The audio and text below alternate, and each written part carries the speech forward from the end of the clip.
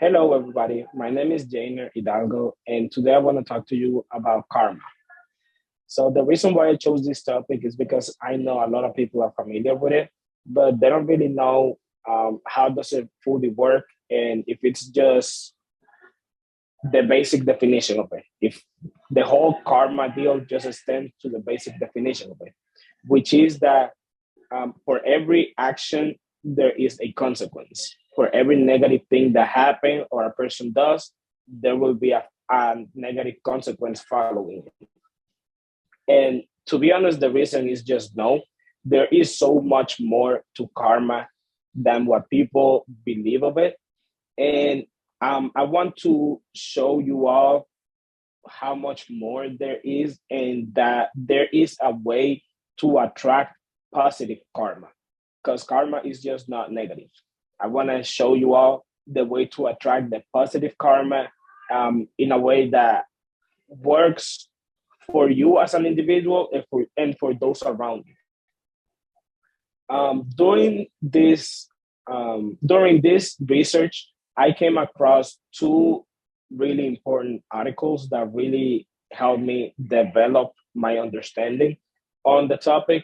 Those being Karma Doesn't Work as People Think It Does by Paul Radner, and How Karma Can Affect Your Life by Roger Gabriel.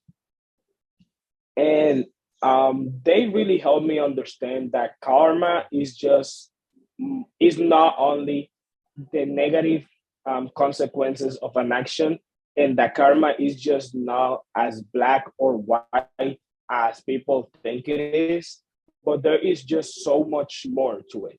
There is like a whole process of karma.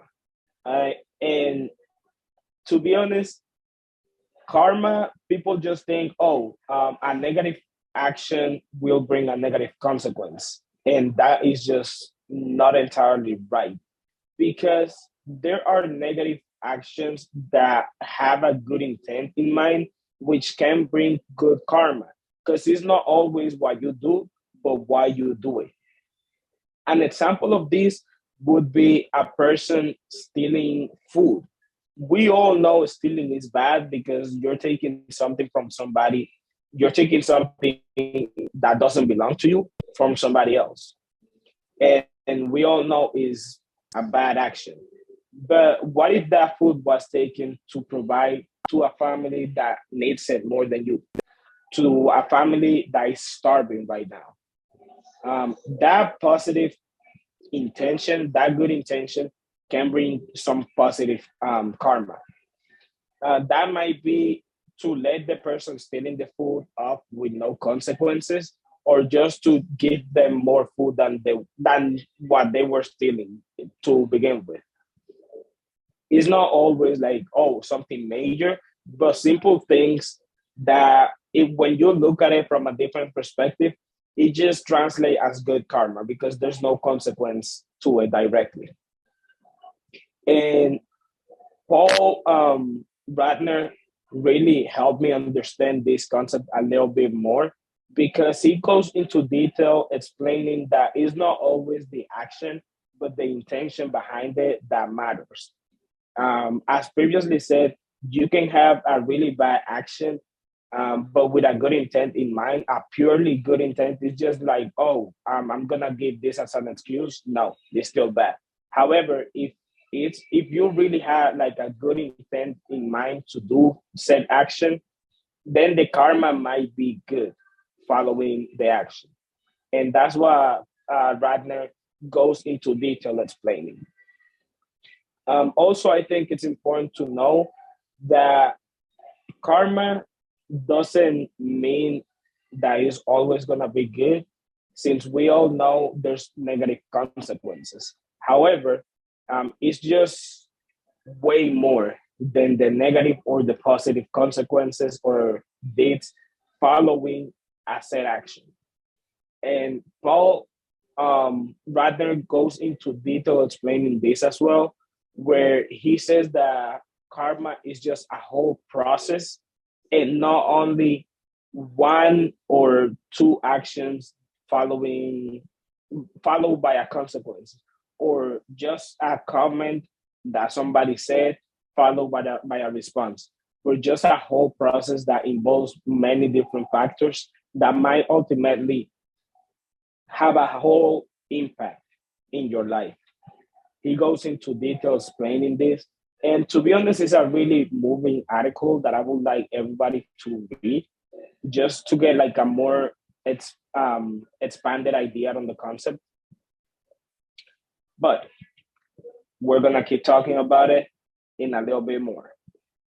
And I think it's important to know that karma is just not bad or good completely. It can have pretty much neutral effects, and it can have really good or really bad effects depending on like the action. Sorry.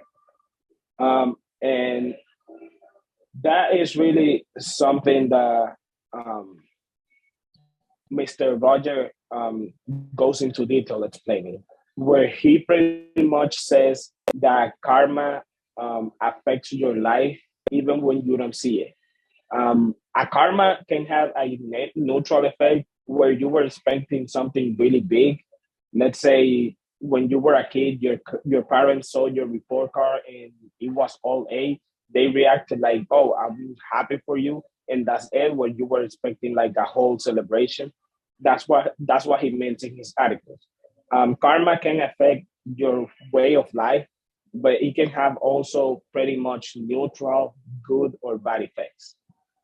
However, it's important to know that karma is not temporary or just in a certain moment, as any desire or memory from the past can change our future, or change the way that we see our past. There are people that come across certain experiences, and they automatically feel that it's a negative experience, and it remains in the memory as a negative experience. However, karma is pretty much what we make of it. If you see it from a different perspective, you might understand like a whole like another whole side of it.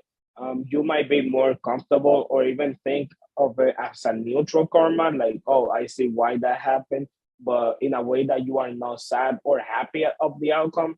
It's just like neutral, like you're able to just get over it. You're able to just continue your life without thinking of it. And to be honest, that's what I wanted all of you to know, that karma is more than just the consequences following an action, is more determined by the intent followed by the action. It's not only, oh, he did that, we need to judge him. More like, why would he do that? Like, instead of just jumping on why, of judging him right away, it's just asking why. And karma is way more than just like a temporary deal that affects one moment of our life, but rather like a whole process that may have a big or small impact, determining on the action, and a process that may have a neutral impact, neutral effect, that we're able to get over it and might not even remember in the future. However, karma can also shape our future and change the way we see our past, as that is driven by our memories and the way we see them, and how we desire things, how badly we want things in our future. And that all can change with karma and the way we see it, which is what the two authors try to explain to us through the readings.